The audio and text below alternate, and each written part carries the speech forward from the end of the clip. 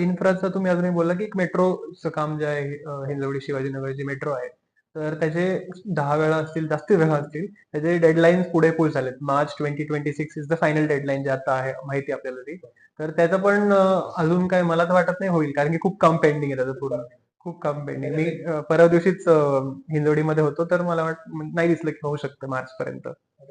मुंबईच्या मीटिंगमध्ये CM clearly म्हणले होते की मला पूर्ण मेट्रो चालू करायची. का तर म्हणजे हाफ मेट्रोनी मग त्याचा टॅग राहत नाही त्याच्यावरती आणि मग नंतर लोकांची पाठ फिरली जाते.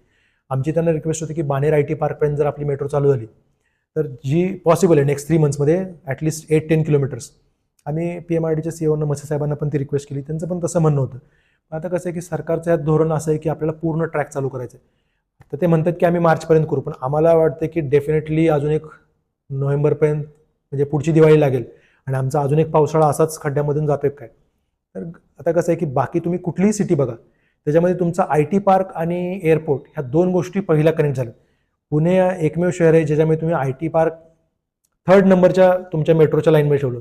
पहिलं तुम्ही कोथरूडचं केलं, नंतर ते पिंपरी चिंचवडचं केलं आणि मग तिसरं तुमचं हे आलं. तर आता जास्त तुम्ही डिले न करता निदान जर तुम्हाला शक्य असेल तर पहिलं 10 किलोमीटर्स तुम्ही चालू करावं आणि जे काही एम्प्लॉईजला डिले झालाय तो तुम्ही भरून काढावा आणि एअरपोर्ट कनेक्टिव्हिटी असावी.